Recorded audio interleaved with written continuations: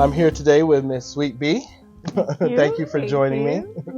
I appreciate it. You guys are playing next, right? Yes. Here for Jazz Roots? So. Yes, Jazz Roots. I'm playing with Gabe Mervine. He's a fantastic Denver trumpeter. Yes.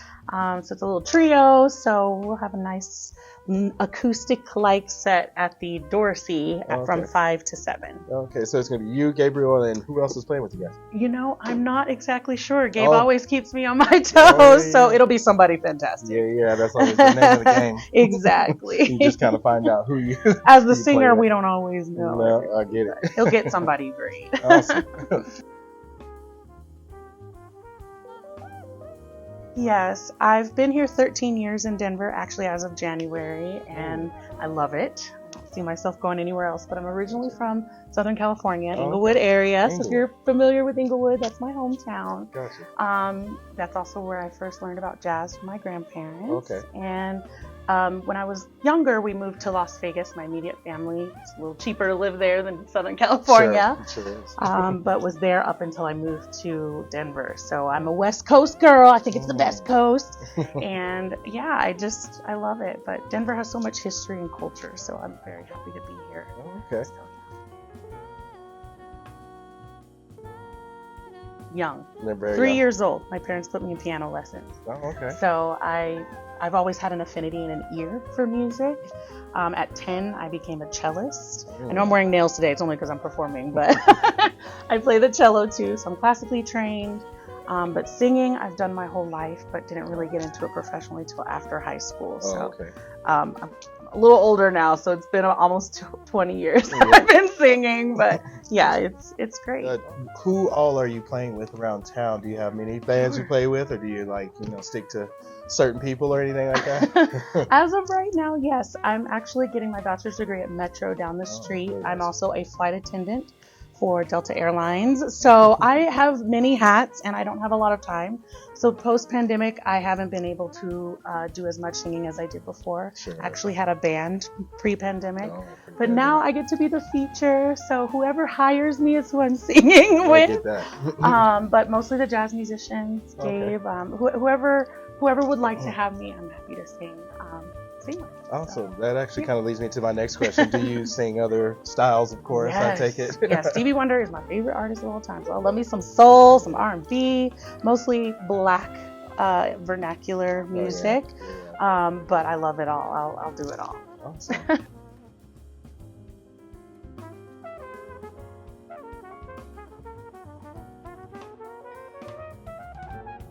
As a teenager, I wasn't really as much into jazz as I am now. Sure. So, I think we all were.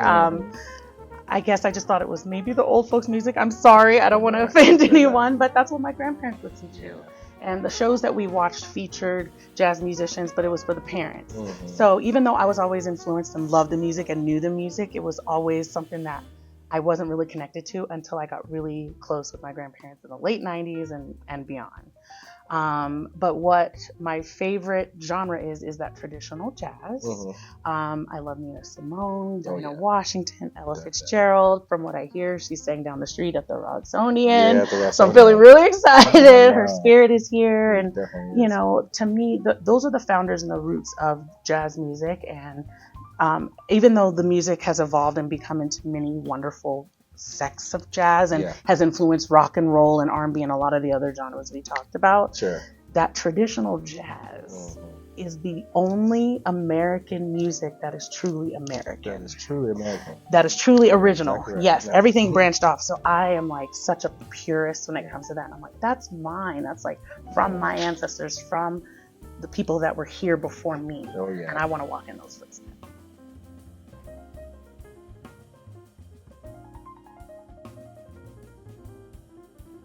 I'm so grateful, and I'll speak lightly to this. I'm so grateful to those who have embraced it and kept it going, even though it's changed. And I'll quickly touch over. I'm sure you've heard of Samara Joy. Okay. She's only in her 20s, in her early 20s, and she is my favorite thing right now. And she sings traditional jazz, and she is younger than me, so it is coming back. Young people are embracing it. She won a Grammy this year. She won 2 Grammys last year. So if it's winning Grammys, we ain't going nowhere. Jazz music will be here for a while, and I really hope so, because it's a beautiful thing.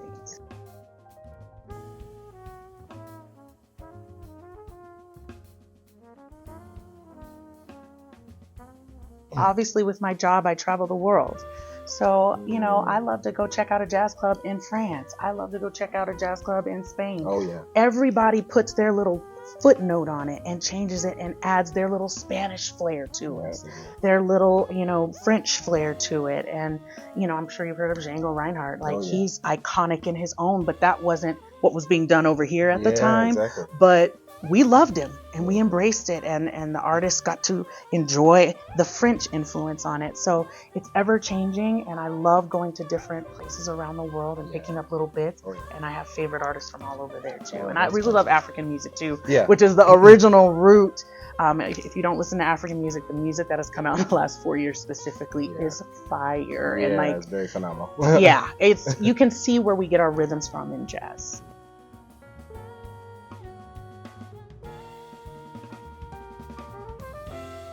I have done mostly with dancers, Lindy Hoppers. So I like to play, for those quickly who don't know, Lindy Hop was born in Harlem, New York, and danced to traditional jazz, or swinging jazz. So I love playing for dancers. I think it's a conversation that we can have. They can express it visually as they hear what we're doing musically. Exactly. I love playing for dancers. I love singing for dancers. I love singing for everyone, but that's probably who I most collab with. But, you know, I throw in my cello every now and then, not really with the jazz bit, but I try. It's kind of hard to play and sing at the same time, but I do. I would love to hear it. I'd love to see that. Thank you. Definitely.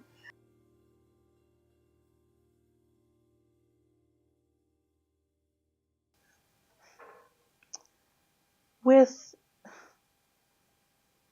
reverence and dignity, because the way I look at it and see it is a lot of those artists were not paid or were not dignified at the time because it was considered race music, black music, jungle music. It was looked down upon. So when I sing, I always want to honor those who came before. I don't know if you know, but, you know, Marilyn Monroe was a huge fan of Ella Fitzgerald. And not to say that she opened the door, but she was elevated a lot more because you had Marilyn Monroe behind. But she had to have Marilyn Monroe as that ally, right? Definitely. So Ella and Marilyn set the pathway for people like me, and I always want to dignify the music because culturally blood was spilled and lives were lost and people died because of what they were singing about at the time. And it's not lost on me, that history. So I always try to sing from deep inside, from the heart, to let the ancestors speak to my voice and let it out. And even the people that came even before it was jazz, I like to always bring honor to that. That's what I like to bring to it. So. That's beautiful. I love that. Yeah. I love that.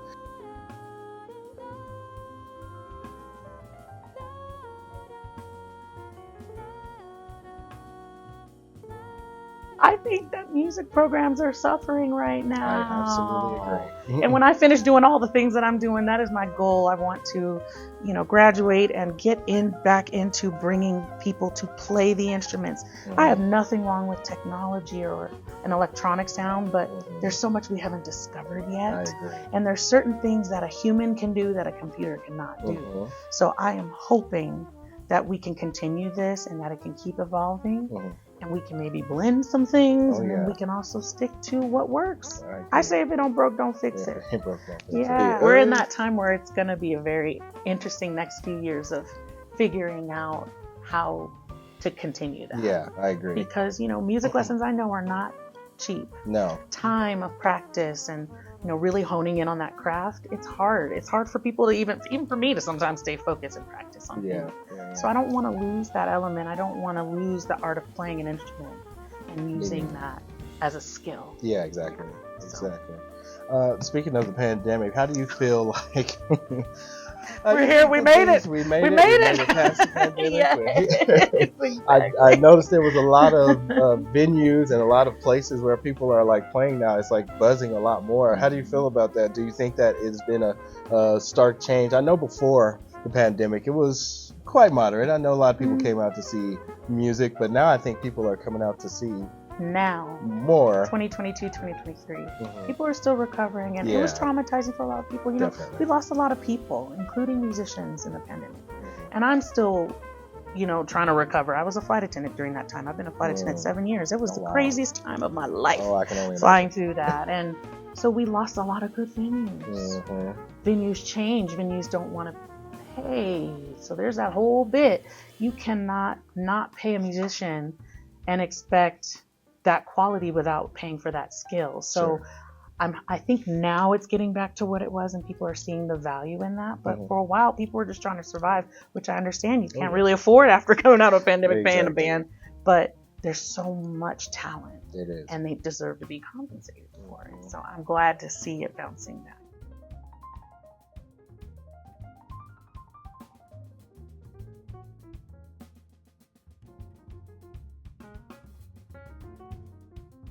The one thing that's uniquely jazz and what makes it so special is that it is not written.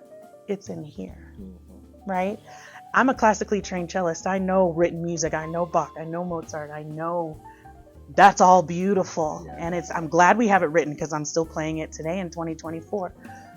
But go put on Ella's All of Me and then find the live version, and she's not singing it the same. Same artists, could be the same musicians, and it'll never be the same because it comes from here. It comes from whatever you're feeling. So as a musician, and especially as a jazz musician, there is no wrong.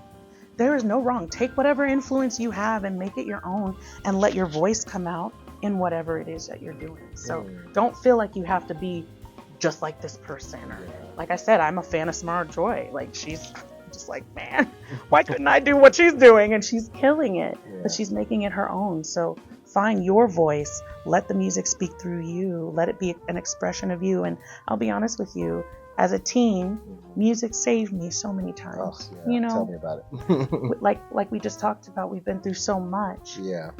Music lets you get out whatever it is you got in here. So if you're angry, it's okay. Play, sing.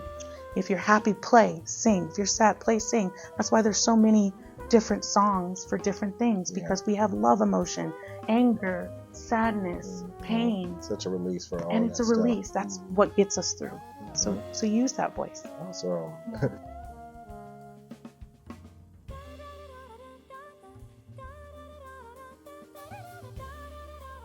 I told you Stevie Wonder is my favorite artist of all time. Those of you who love Stevie and know him, not only is he a virtuoso, because he literally is a virtuoso, but the man has invented instruments. He's so charming. He's written countless hits. He, to me, from a very young age, just made music everything for him. And I think he's probably my biggest influence, because he, to me, changed the world. He's made songs about Martin Luther King and sang about love, sang about pain, sang about politics. He sang about everything. If you know his repertoire of music. And to me, my favorite Stevie songs are the ones that are not the popular ones. It's the ones with the deeper message. He wrote a song to the president because at the time we would be lynched or persecuted for speaking our voice. So he wrote a song and said, "You haven't done nothing." That's the name of the song. What are you doing for us? Go fix it.